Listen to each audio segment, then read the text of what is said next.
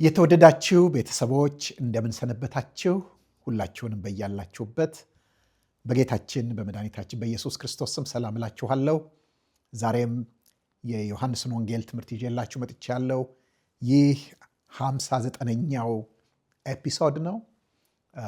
ያለነው ገና ምዕራፍ 7 ላይ ነው። ዛሬ የምንመለከተው ምዕራፍ 7 ከቁጥር 40 እስከ 44 ያለውን ይሆናል። ርዕሳችን የሕዝብ መለያየት የሚል ነው። የሕዝብ መለያየት የሚል ነው።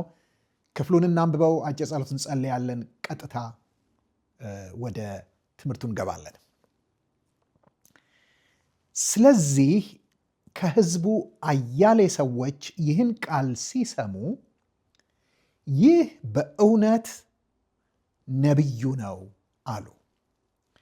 ሌሎች ይህ ክርስቶስ ነው አሉ። ሌሎች ግን ክርስቶስ በውኑ ከገሊላ ይመጣልን? ክርስቶስ ከዳዊት ዘር ዳዊትም ከነበረባት መንደር ከቤተልሔም እንዲመጣ መጽሐፍ አላለምን? አሉ።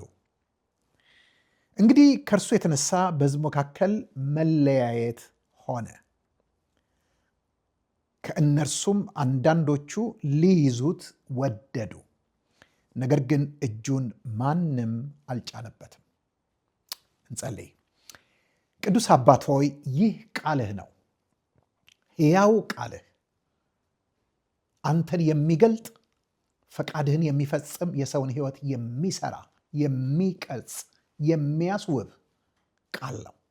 እባክህን ቃልህን ለልባችን ልባችንንም ለቃልህ ክፈት፣ በኢየሱስ ክርስቶስ ስም አሜን። ቦታው ወይም ይሄ ነገር የሚካሄድበትን መቼት እንደገና መለስ ብለን ብናይ ምዕራፍ 7 ከቁጥር 10 ጀምሮ ወንድሞቹ ግን ወደ በዓሉ ከወጡ በኋላ በዚያን ጊዜ እርሱ ደግሞ በግልጥ ሳይሆን ተሰውሮ ወጣ ከሚለው አንስቶ እስካሁን ድረስ ኢየሩሳሌም ውስጥ ነው። መቅደሱ አካባቢ ነው። የዳስ በዓል ላይ ነው። ሱኮት። ስለ ሱኮት ስለ ዳስ በዓል መግቢያችን ላይ በደንብ ተመልክተናል። በጣም እስራኤላውያን የሚደሰቱበት እንዲደሰቱ ትእዛዝ የተሰጣቸው፣ ደግሞም ከቤታቸው ውጪ በዘንባባ በተለያየ ነገር ዳስ ሰርተው እዛው እየበሉ እየጠጡ እግዚአብሔር ለአባቶቻቸው በምድረ በዳ ያደረገላቸውን መለኮታዊ አቅርቦት፣ መለኮታዊ ጥበቃ፣ መለኮታዊ አብሮነት የሚያስቡበት፣ ያንን እያሰቡ እግዚአብሔርን የሚያከብሩበት በዓል ነው። ብዙ ሕዝብ እንደነበር፣ ደግሞ ልዩ ልዩ አይነትም ሕዝብ እንደነበር፣ ምንም እንኳን ሁሉም አይሁዳውያን ቢሆኑም ግን የተለያየ ሕዝብ እንደነበር እናያለን። ከይሁዳ አውራጃ የሆኑ ሰዎች አሉ። ለዛ ለኢየሩሳሌም አቅራቢያ የሆኑ የይሁዳ አውራጃ ውስጥ ያሉ፣ እንደገና ደግሞ ከተቀረው የእስራኤል ክፍሎች የመጡ ሰዎች አሉ። ለምሳሌ ከሰሜናዊው አካባቢ ልክ አሁን እንደምናየው ኢየሱስ ደቀ መዛሙርቱ ከገሊላ እንደመጡት ማለት ነው።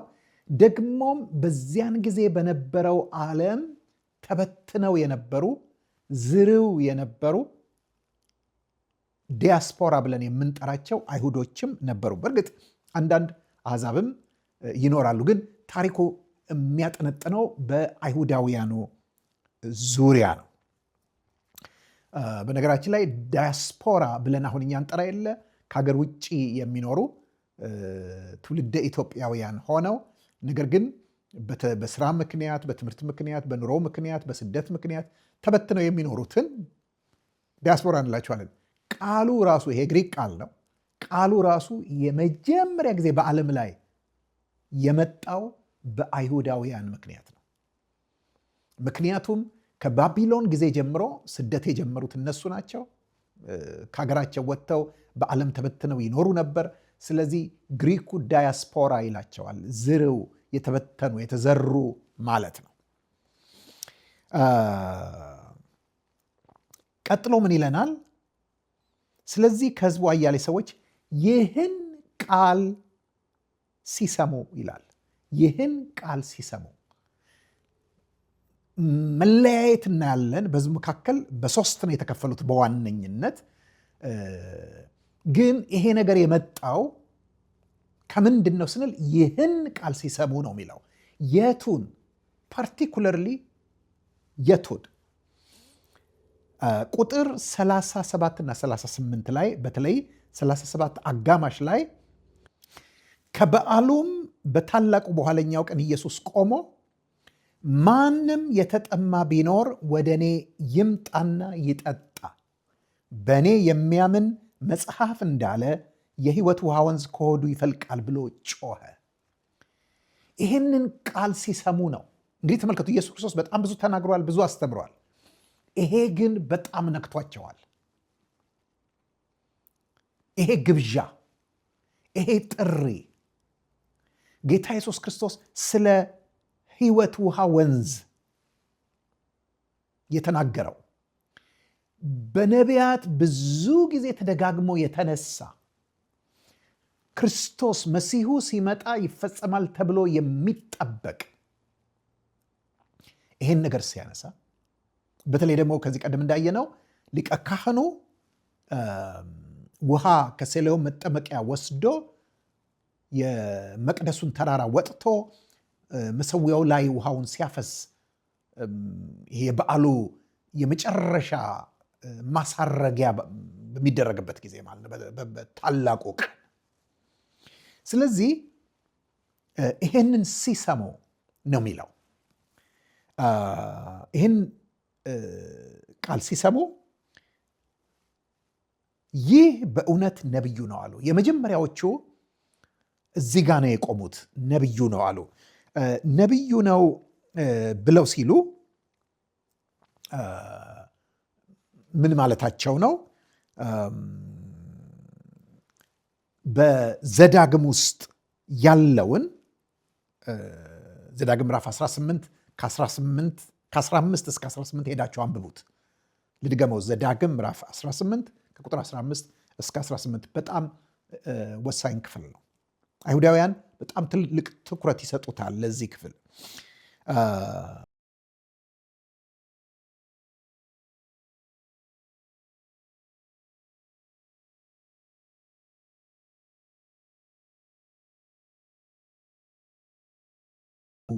ነው ያሉት። በጣም ትልቅ ልዩነት አለው። ለምሳሌ ምዕራፍ 4 ላይ ሄደን ብንመለከት ዮሐንስ ወንጌል ላይ የሳምራዊቱ ሴት ጌታ ኢየሱስ ክርስቶስ 5 ባሎች ነበሩሽ፣ አሁንም ከአንቺ ጋር ያለው ባልሽ አይደለም ብሎ ሲላት ጌታ ሆይ አንተ ነቢይ እንደሆንክ አያለው አለችው። ምንድን ያለችው? ነቢዩ አይደለም ያለችው፣ ነቢይ። እዛው ምዕራፍ 4 ላይ ደግሞ ጌታ ኢየሱስ ክርስቶስ ከሰማርያ ወጥቶ ወደ አደገበት ከተማ ወደ ናዝሬት ሲገባ ምን ብሏቸዋል? ለከተማው ለራሱ ከተማ ነው ሰዎች ነቢይ በገዛ ሀገሩ ብቻ በቀር ሳይከበር አይቀርም ብሏቸዋል። ስለዚህ ኢየሱስም ያለው እዚህ ጋር ነቢይ ነው። የሳምራዊቱም ሴት ያለችው ነቢይ ነው። እዚህ ጋር ግን ነቢዩ፣ ያ ነቢይ በጣም አመልካች ነው። የሚያመለክተው እንደነገርኳችሁ ወደ ዘዳግም ምዕራፍ 18 ከ15 እስከ 18 ወዳለው ሐሳብ ነው። ይህን ሐሳብ ልዩ የሚያደርገው ምንድን ነው? ሙሉን ባላነበውም ሐሳቡ ምንድን ነው? አምላክህ እግዚአብሔር ከአንተ መካከል ከወንድሞችህ እንደኔ ያለ ነቢይ ያስነሳልሃል፣ እርሱንም ታደምጣለህ ብሎ ሙሴ ተናግሯል። የወደፊት ነገር ነው የተናገረው። አምላክህ እግዚአብሔር ከአንተ መካከል ከወንድሞችህ እንደኔ ያለ ነቢይ ያስነሳልሃል፣ እርሱንም ታደምጣለህ። ምንድን ነው ይሄንን ክፍል ልዩ የሚያደርገው? ልብ በሉ፣ አውዱ ነው። ዙሪያ ገባውን ወይም ዙሪያውን ስንመለከት የተነገረበት አውድና የተያያዘው ነገር አብሮት የመጣው ነገር በጣም ገላጭ ነው። ምንድን ነው የሚለው? አምላክህን እግዚአብሔርን በኮሬብ ስብሰባ ተደርጎ በነበረ ቀን እንዳልሞት የአምላኬን የእግዚአብሔርን ድምፅ ደግሞ አልስማ ይህችንም ታላቅ እሳት ደግሞ አልይ ብለህ እንደለመንኸው ሁሉ ይላል። ይሄን ብሎ ነው እንደለመንኸው ሁሉ አምላክ እግዚአብሔር ከወንድሞች መካከል ነቢይ ያስነሳልሃል። ለምንድን ነው ከዚህ ሀሳብ ጋር አገናኝተን ስናየው ትርጉም የሚሰጠን? ምክንያቱም እግዚአብሔር በጣም ክብሩን ቀንሶ ስል ምን ማለቴ ነው? ለምሳሌ አይታችሁ እንደሆነ ለእስራኤል ልጆች በምድረ በዳ በኮሬብ ተራራ ላይ ሲገለጥ ደመና ነበረ፣ ብዙ ደመና። ቆይ ለምንድን ነው ደመና የሚሆነው? ምክንያቱም ልንገራችሁ። ፀሐይን ማንም ሰው ፊት ለፊት ማየት አይችልም፣ አይናችን ይቃጠላል። ነገር ግን አይታችሁ እንደሆነ ደመና ሲጋረዳት ግን ማየት እንችላለን። ደመና ምንድን ነው? ኃይለኛ ክብርን የመቀነስ ዲፊውዝ የማድረግ ኃይል አለው። ተመልከቱ፣ ፀሐይ እንኳን በደመና ስትከለል ይቀላል ለማየት። ስለዚህ መጽሐፍ ቅዱስ ውስጥ በብሉይ ኪዳን ደመና የምናየው በዋነኝነት የእግዚአብሔርን ክብር በቀጥታ ማየት ስለማይቻል ክብሩ ለእኛ ተመጥኖ እንዲደርስ ለማገዝ ነው። ኦኬ። ስለዚህ እግዚአብሔር በጣም ክብሩን ቀንሶ ነው ወደ እነሱ የመጣው፣ በጭስ፣ በጭጋግ፣ በጨለማ፣ በቃ በብዙ ነገር። እንደዛም ሆኖ ማየት አልችልም፣ እንደዛም ሆኖ ያን ድምፅ መስማት አልቻልኩም አደለ ያልከው አሉት። ለእስራኤል ሕዝብ ነው የሚለው። ኦኬ። ስለዚህ እኔ በአንተ መልክ በቃ እመጣለሁ፣ በቃ ማለት ከወንድሞቹ ከመካከል እንደ አንዱ ሆኜ እመጣለሁ፣ እንደ ነቢይ ሆኜ እመጣለሁ አይነት ነው። እኔ ራሴ ነኝ የምመጣው፣ ነገር ግን የምመጣው በዚህ መልክ ነው። ስለዚህ ኢየሱስ ክርስቶስ ያ በኮሬብ የተገለጠው በኮሬብ የተናገረው ለአባቶቻቸው፣ ነገር ግን አንፈልግም፣ በቃ አንችልም፣ አንሸከመውም፣ ከአቅማችን በላይ ነው፣ እሱን የከበበውን እሳት ማየት አልቻልንም፣ ድምፁንም መስማት አልቻልንም ስላሉ የተሰጣቸው መፍትሄ ነው። ለዚህ ነው ይህን ክፍል ልዩ የሚያደርገው።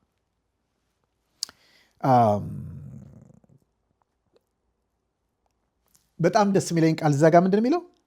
እግዚአብሔርም አለኝ የተናገሩት መልካም ነው ይላል። ተመልከቱ፣ ይችን ሳታኒ ይህንን ድምፅ አንስማ ብለው ባሉ ጊዜ ኦኬ የተናገሩት መልካም ነው፣ ምክንያቱም መምጣት አይቀርም የራሴ በዚህ መንገድ ማለቱ ነው።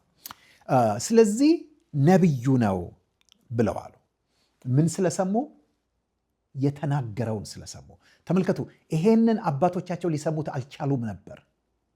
ማንም የተጠማ ቢኖር ወደ እኔ ይምጣ ይጠጣ፣ መጽሐፍ እንደሚል የሕይወት ውሃ ወንዝ ከሆዱ ይፈልቃል። ያንን መስማት አልቻሉም። አሁን ግን በሚሰሙት ፎርም በሚሰሙት መልክ ነው የመጣው። እዚህ ጋር ጌታ ኢየሱስ ክርስቶስ ጮክ ብሎ ይላል። ጮክ ብሎ የሚለው በጣም በሚገርማችሁ ሁኔታ ሁለት ጊዜ ነው የተጻፈው። ሁለት ጊዜ፣ አንዴ ቁጥር 27 ላይ፣ አንዴ ደግሞ እዚህ ቁጥር 38 ላይ እናገኘዋለን። ወል ጮክ ብሎ የሚለው አንደኛ ትኩረት ለመሳብ ነው፣ ወይም ደግሞ የነገሩን ክብደት ለማሳየት ነው። ሁለተኛው ግን እንደምታውቁት በዛን ጊዜ ማይክራፎን የለም፣ አጉሊ ድምፅ ማጉያ የለም። ስለዚህ ህዝቡ ብዙ ነው። ጌታ ኢየሱስ ክርስቶስ መጮህ ነበረበት። ኦኬ። እና ይሄ ነገር ደግሞ የሆነው የዳስ በዓል ላይ መሆኑ የበለጠ ነቢዩ ሊገለጥ ይችላል እዚህ ላይ ብለው እንዲያስቡ ያደርጋቸዋል። ምክንያቱም ያንን አባቶቻቸውን እግዚአብሔር ያደረገላቸውን ቸርነት የሚያስቡበት ጊዜ ስለሆነ ይሄ ነቢዩ የሚለው ሐሳብ በዮሐንስ ወንጌል ውስጥ በጣም ተደጋግሞ ነው የመጣው። ለምሳሌ ታስታውሱ እንደሆነ ምዕራፍ 1 ዮሐንስ ወንጌል ቁጥር 21 ላይ ፈሪሳውያን አይሁድ ካህናትን ልከው ወደ መጥምቁ ዮሐንስ ሲጠይቁት አንተ ነቢዩ ነህን አሉት። 3 ነገር ብለውታል። ነቢዩ ነህ፣ ኤልያስ ነህ፣ ክርስቶስ ነህ ብለውታል። የሚጠበቁት እነዚህ ናቸው። ነቢዩ ነህ አሉት። አይደለሁም ማለት። ታዲያ ነቢዩ ከሆንክ ለምን ታጠምቃለህ አሉት። እና ይህ ጥያቄ በጣም ያንም የነበረ ነው። ነቢዩ ነህን ብለውታል። ምዕራፍ 6 ቁጥር 14 ላይ ጌታ ኢየሱስ ክርስቶስ 2 ዓሣና 5 እንጀራ ባርኮ ባበላቸው ጊዜ እና 12 መሶብ ተርፎ በተነሳ ጊዜ ሕዝቡ እንዴ ወደ ዓለም የሚመጣው ነቢይ ይህ ነው ብለው በቃ በኃይል ሊነጥቁትና ሊያነግሱት እንዳሰቡ አውቆ ይላል። ስለዚህ ከዚህ ቀደምም ተነስቷል። ይሄ ነቢዩ ነህ የሚለው ክርስቶስ ነህ ማለት አይደለም። በነሱ አስተሳሰብ ነቢዩንና ክርስቶስን ለይቶ የማየት ነገር ነበራቸው። ግን ግማሽ መንገድ ነው ከተቃውሞን የመጣው ይሄ ህዝብ። ተመልከቱ። አሁን ግን ኢየሱስ ከተናገራቸው ነገሮች የተነሳ ነቢዩ ነው ብለዋል። ግን ግማሽ መንገድ ነው። ሁለተኞቹ ግን ይህ ክርስቶስ ነው ብለዋሉ። በጣም በጣም የሚገርም ርቀት ነው ሄዱት። ልዩነቱን ላሳያችሁ። ነቢዩ ሲባል በአንድ ዕውቅ የብሉይ ኪዳን ቃል ላይ ሙሴ በተናገረው ዘዳግም 18 ላይ ባለ ቃል ላይ የተመሰረተ ነው። ነገር ግን ክርስቶስ ነው የሚለው ግን በጣም ሂውጅ ነው፣ ትልቅ ነው። ለምን ካላችሁኝ እንዳለ የብሉይ ኪዳን ቅዱሳት መጽሐፍት የተሞሉት ስለ መሲሁ በሚናገሩ ትንቢቶች ነው። በጣም በጣም ብዙ ነው። ስለዚህ እዛ ድምዳሜ ላይ ደረሱ ማለት ምን ያህል ርቀት እንደሄዱ እናያለን። እነዛ ግማሽ መንገድ ላይ ነው ያሉት፣ እነዚህ ግን ርቀው ይሄዳል። ሶስተኞቹ ተቃውሞ ነው። ክርስቶስ በሆኑ ከገሊላ ይመጣልን? ክርስቶስ ከዳዊት ዘር ዳዊትም ከነበረባት መንደር ከቤተልሔም እንዲመጣ መጽሐፍ አላለምን? ብለዋል። ንግግራቸውን በደንብ ስሰሙ ይሄ ፈረንጆቹ ወይም በእንግሊዝኛ ፕሪጁዲስ ወይም ባያዝ የሚባለውን ነገር በደንብ ታያላችሁ። ምንድነው? ጭፍን አመለካከት የሚባለው ደፈናዊ የሆነ አመለካከት። ብዙ ጊዜ አጋጥሟቸው ያቅም እንደዚያ ነገር እንትን እኮ ጥቁር ሲባል እንላለን አለ። ያሁን ፕሪጁዲስ ነው። ድሮስ ነጮች ካልን ፕሪጁዲስ፣ ምክንያቱም በዓለም ላይ ስንት ቢሊየን ነጭ አለ፣ ስንት ቢሊየን ጥቁር አለ። ወይም የአንድን አካባቢ ሰዎች ወይም የሆኑ ነገሮች ወስደን በቃ በደፈናው ስለነሱ የሚኖረን አመለካከት ወይም አንድ ሰው ከዚያ ስለመጣ በዚያ ሁሉ ለዛ ባለን አስተሳሰብ ስንመለከተው ያ ጭፍን አመለካከት ወይም አድሎ የሚባለው ነው። ስለዚህ እዚህ ጋር የምናየው ይሄንን ነው። ተመልከቱ፣ እነሱ ለገሊላ ከፍተኛ ንቀት ነበራቸው። ምዕራፍ 1 ቁጥር 47 ላይ ትዝ ይላችኋል። ፊልጶስ ለናትናኤል ሲመሰክርለት ስለ ኢየሱስ ክርስቶስ ሙሴ በሕግ ነቢያትም ስለሱ የጻፉለትን የናዝሬቱ ኢየሱስን አገኘ ነው ሲለው ደህና ነገር ጀምሮ አበላሸዋለ። ሙሴ በሕግ ኦኬ፣ ነቢያትም ስለሱ ኦኬ፣ የናዝሬቱ ሲለው ከናዝሬት መልካም ነገር ይወጣልን? መልካም ነገር ሊወጣ ይችላልን አለው። ስለዚህ ስለ ናዝሬት በጣም ንቀት ስለነበራቸው፣ ስለ ገሊላ ንቀት ስለነበራቸው፣ እንዲያውም ገሊላ እንደምታውቁት የአሕዛብ ገሊላ ይባላል። አንደኛ እንደ ገጠር ነው የሚታየው፣ እንደ ኢየሩሳሌም ዘመናዊ አይደለም። ሁለተኛ ነገር ደግሞ ከአሕዛብ ጋር ቅይጥ ነው። ስለዚህ እንደ መንፈሳዊ ቦታ ደህና ነገር የሚረባ ነገር እንደሚገኝበት ተደርጎ አይቆጠርም።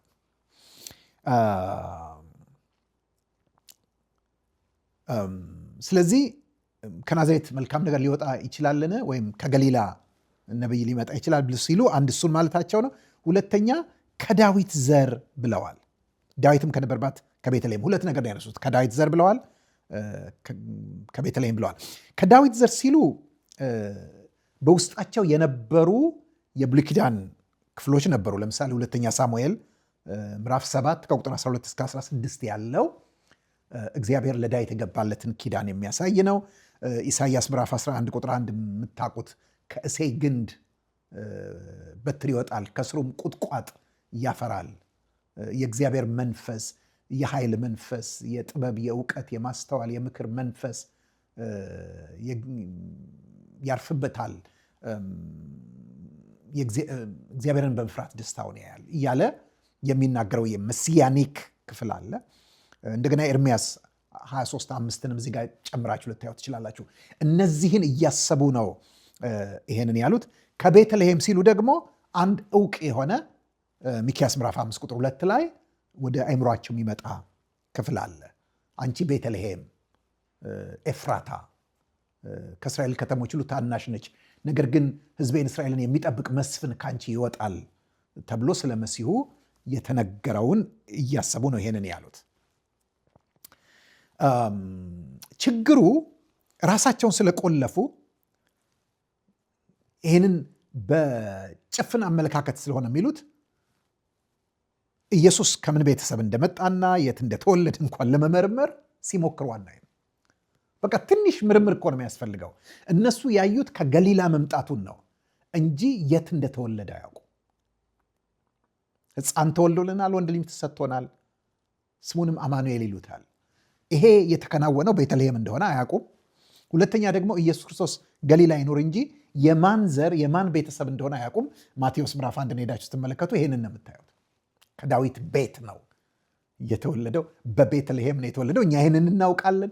እነሱ ግን ለመመርመር ምንም ሲጥሩ አናይም።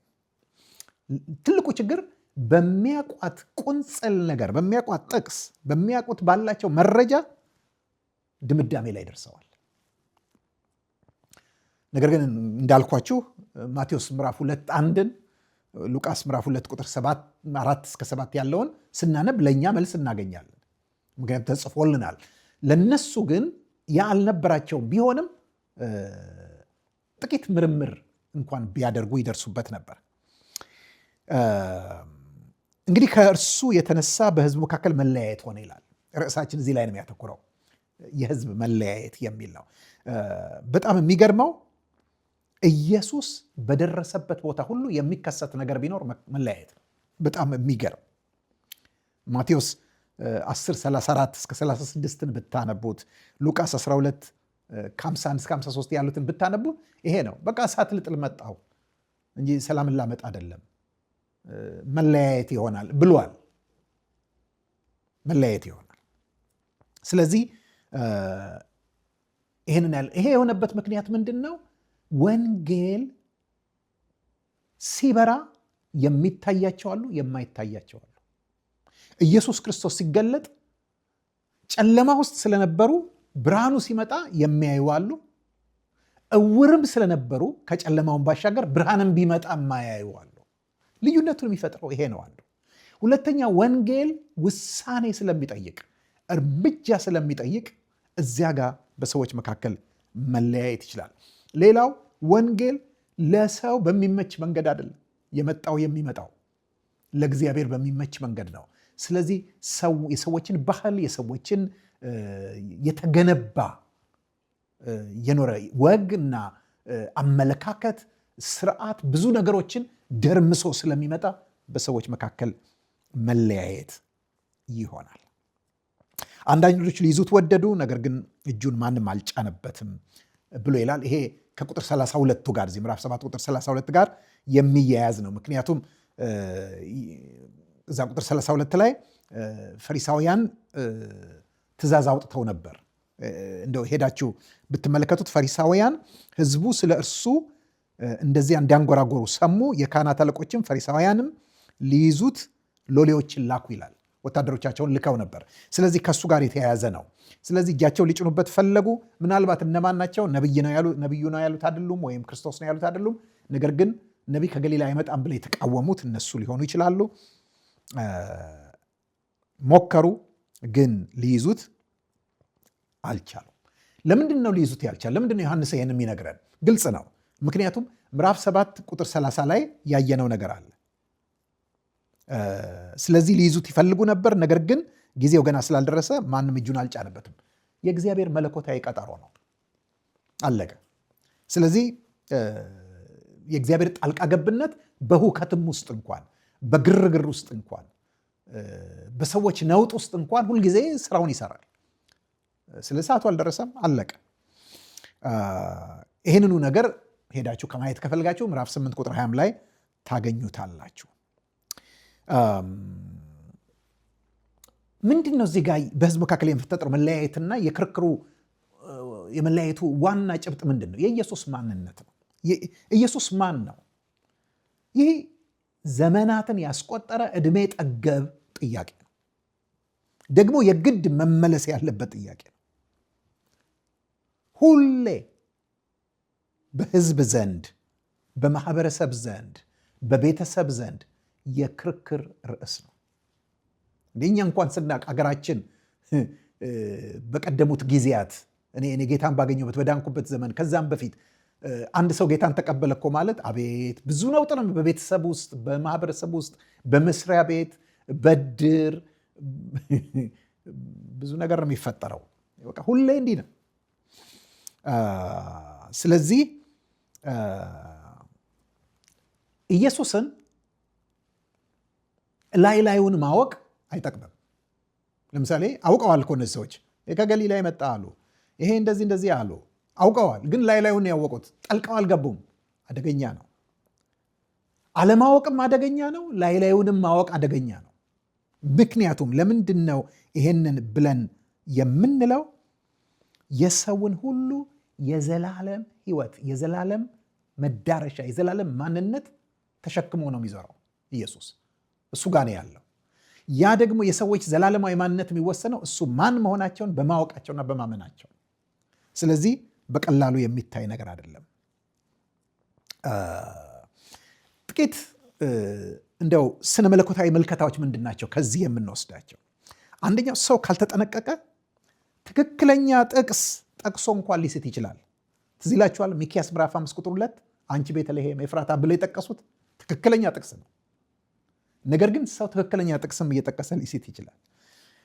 ዛሬም ሰዎች ስለ ኢየሱስ አስቀድመው በሰሟቸው መሰረት በሌላቸው ባያዞች፣ ፕሪጁዲሶች፣ መረጃዎች ምክንያት ከዘላለም ሕይወት ይጎድላሉ። ልብ በሉ፣ እነዚህ ሰዎች ኢየሱስ ቤተልሔም እንደተወለደ አያውቁም፣ ከዳዊት ዘር እንደመጣ አያውቁም። ነገር ግን ከገሊላ መሆኑን ነው የሚያዩት። ስለዚህ መሰረት በሌለው መረጃቸው ከዘላለም ሕይወት ይጎድላሉ። አለማወቅና ለማወቅ አለመፈለግ አንድ ላይ ሲመጡ በጣም አደገኞች ናቸው። እነዚህ ሰዎች ለማወቅ አይፈልጉም፣ አያውቁምም፣ ለማወቅ አይፈልጉም። በጣም አደገኛ ነው። አንዳንድ ጊዜ ያወቅን ሲመስለን ካለማወቅ ይብሳል።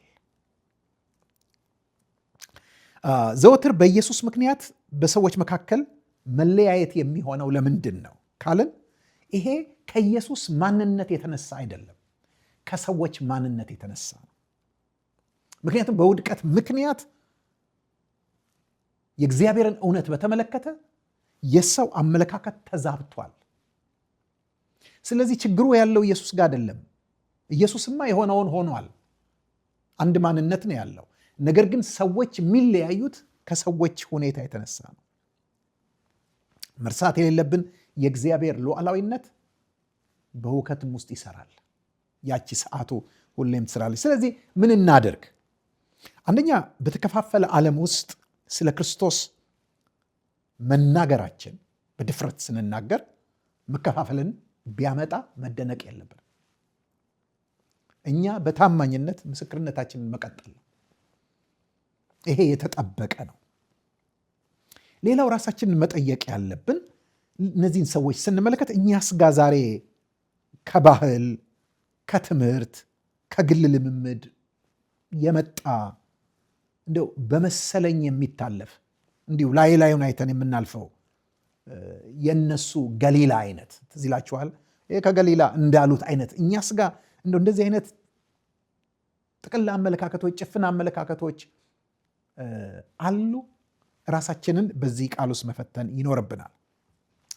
የመጨረሻው ተቃውሞ ሲበረታ በእግዚአብሔር የጊዜ አጠቃቀም እንታመናለን ነው ወይስ እንዲሆንብኝ ይሆን፣ እንዲያረጉኝ ይሆን፣ እንዲደርስብኝ ይሆን፣ ይሄ መጣብኝ ይሆን ብለን እንሰጋለን? ወይስ በጊዜ አጠቃቀሙ በእግዚአብሔር መለኮታዊ ጣልቃ ገብነት ላይ እንታመናለን? አንድ ነገር ልንገራችሁ፣ የእሱ ሰዓት ሳይደርስ አንዳች የሚሆን ነገር የለም።